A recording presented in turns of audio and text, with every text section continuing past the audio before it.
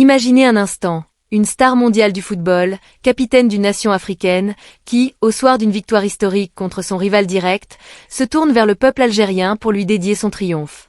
Pas une dédicace anodine, non. Une déclaration lourde de sens dans un contexte où l'Algérie et le Maroc se livrent une guerre froide sans merci depuis des décennies. Que cache vraiment cette prise de parole? Simple élan de gratitude ou calcul géopolitique assumé? La question qui brûle les lèvres, c'est de savoir ce qui se joue réellement derrière ces mots. S'agit-il d'un simple coup de gueule d'un sportif usé par l'épreuve? D'une explosion émotionnelle après un match sous tension extrême?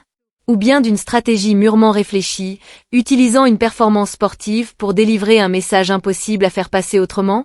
Un message qui dépasse le rectangle vert et qui vise directement le cœur des rivalités régionales. Ce qui intrigue le plus, c'est cette soudaine posture de porte-parole de l'Algérie adoptée par un joueur sénégalais.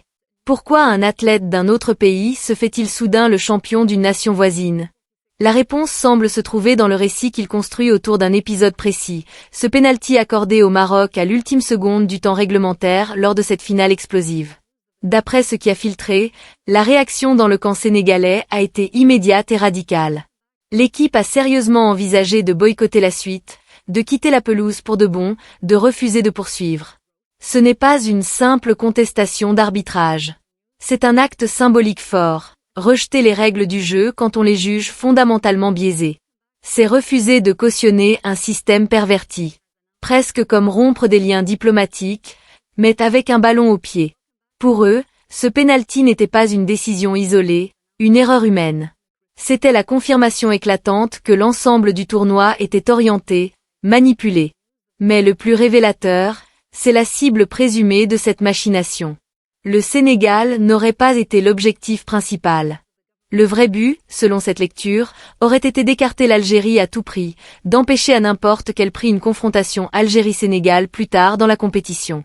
Pour étayer cela, il ne se contente pas de sa propre finale. Il remonte plus loin, il évoque des précédents, des matchs où l'Algérie aurait subi des injustices flagrantes, comme contre la Tanzanie ou face au Cameroun par le passé. Il esquisse ainsi un pattern, une répétition suspecte sur plusieurs éditions, plusieurs années. On sort du cadre d'un arbitrage contestable pour entrer dans la dénonciation d'un complot structurel à l'échelle continentale. Le ton change. On n'a plus un leader d'équipe qui parle, on a presque un accusateur public du football africain. Et puis arrive le climax de son récit, le pénalty manqué par le joueur marocain. Un fait banal en apparence, un raté sous pression. Mais dans sa version, cela devient une intervention supérieure.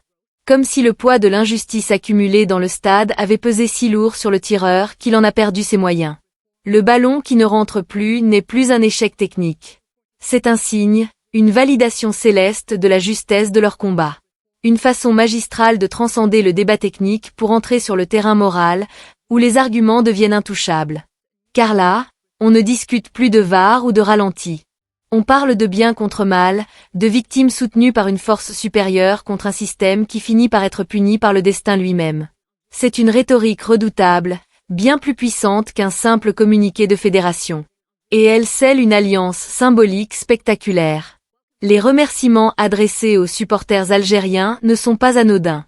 Ils reviennent plusieurs fois, avec une solennité rare. Vous avez été notre force, notre résilience. Cette victoire est aussi la vôtre. Ce ne sont pas des politesses d'usage. Dans le contexte actuel, frontières fermées depuis des lustres, liens diplomatiques coupés, dossier du Sahara occidental qui empoisonne tout, désigner nommément le soutien algérien comme élément décisif d'une victoire contre le Maroc, c'est un geste lourd. C'est nommer l'adversaire historique, c'est renforcer un axe Sénégal-Algérie face à Rabat. Bien sûr, on peut y voir une forme de soutien légitime à une injustice perçue. Mais importer aussi frontalement un conflit géopolitique sur le pré, n'est-ce pas jouer avec un feu déjà ardent? Le stade devient mégaphone pour les passions nationalistes les plus vives. Attise-t-on les braises ou les révèle-t-on simplement? Peut-être les deux à la fois. En posant des mots crus sur des rancœurs enfouies, on oblige les instances à sortir du silence. Car le vrai drame, ce n'est peut-être pas qu'un joueur parle. C'est que le football reste l'un des rares espaces où une telle parole peut encore résonner sans filtre diplomatique. Au final, cette victoire est redéfinie. Ce n'est plus seulement un trophée conquis sur le terrain. C'est une revanche sur l'injustice, Une preuve que les complots ne gagnent pas toujours. Gagner devient synonyme de triomphe moral, le trophée n'est plus un objectif sportif, mais la matérialisation d'une résistance victorieuse. Et si on pousse cette logique jusqu'au bout, elle dit quelque chose de troublant sur la région. Quand une personnalité de cette envergure peut lancer des accusations aussi graves sans déclencher une crise ouverte, c'est que le sport a pris le relais d'une diplomatie en panne sèche. Le football devient prolongation de la confrontation par d'autres moyens, à faible risque, à fort écho médiatique. Qu'elles soient fondées ou non, ces paroles nous renvoient à une réalité profonde. En Afrique du Nord comme en Afrique de l'Ouest, le ballon est devenu bien plus qu'un jeu. C'est une arène où s'expriment alliance, rancune et lutte de pouvoir. La frontière entre fierté sportive et nationalisme exacerbé a disparu. Chaque rencontre entre ces pays se transforme en plébiscite symbolique sur la grandeur nationale. Une victoire valide un statut politique, une défaite exige un coupable extérieur, jamais une simple supériorité adverse. La vraie bataille ne se joue plus seulement sur la pelouse. Elle se déroule dans les récits qui s'imposent. Imposer sa version des faits, celle de la victime d'un ordre injuste, devient l'objectif ultime. Une logique implacable. On perd sur le score? C'est la preuve du complot, donc victoire morale. On gagne? C'est la justice qui triomphe. Dans cet univers narratif, la défaite sportive n'existe presque plus. Mais à ce jeu, c'est le football lui-même qui risque de s'épuiser. Le prochain round a déjà commencé.